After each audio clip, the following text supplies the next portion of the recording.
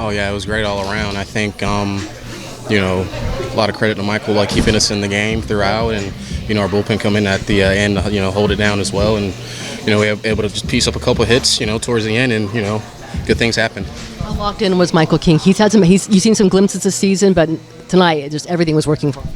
Yeah. He never loses sight of what he's trying to accomplish, and he works very hard, and I think tonight was very special. You could see if you watched the game, but I think the preparation really what took over for tonight, and on both ends too. Keeping us in and then throughout, and coming up clutch towards the end, and it's giving us chances. That's all you can ask for a starting pitcher. Speaking of clutch, it had to be Luis Arraez, right? He had to go ahead. He had to go ahead and be that guy tonight in the ninth inning. Yeah, he was the right man in the right spot. Everyone knows how special of a player Luis Arraez is, and it was a big moment for us, and he came through for us. Last thing, you guys have played the Dodgers very well this season. What are you learning about this team as to how you guys can compete with that team?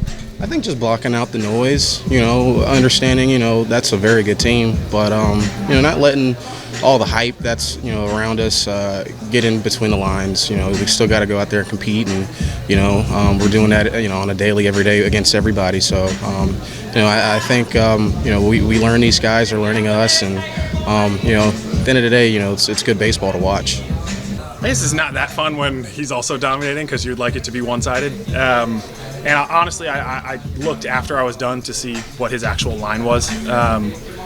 So I didn't really appreciate how good Glasnow was pitching until I was done. And I wanted to stay locked into my game plan, and I felt like the communication with Campy and Ruben kept me in that mode. But when you look back at it, obviously we got a great lineup too, and he went through it. So it was a really impressive outing by him, and I'm really glad that we came through. What can you say about Campy and kind of what he's done? What he does for you? Yeah, I was mad that Arraez was getting the on-field interview after the game. I wanted it to be Campy because I felt like this is the Campy game. I thought he was great.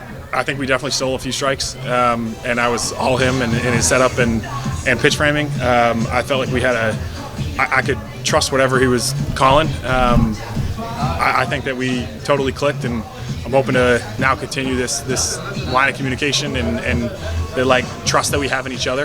There were certain pitches where in between innings I said oh, do you like this? And he would think on it for a second and be like, yeah, I do, because of the conviction that he had in me. And then there were some times where I was just like, hey, what do you like to this guy? Because we did this, and every pitch that he came through was it worked. So I think we got some good trust in each other, and it's going to be fun for the rest of the season. Why do you think the changeup is so effective tonight? I think I was locating the four seam well. I felt like I was able to get in on a lot of the lefties. And then I didn't throw much to righties, but the swings that I saw allowed me to throw it to righties.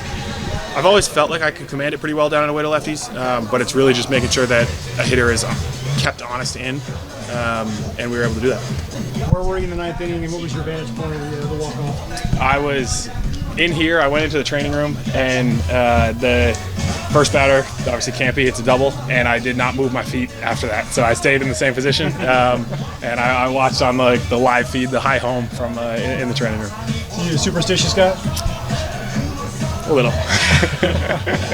So Arraez just talked about how special the energy was tonight in the ballpark from start to finish. What did you just think of how the well-played baseball game and the energy on both sides?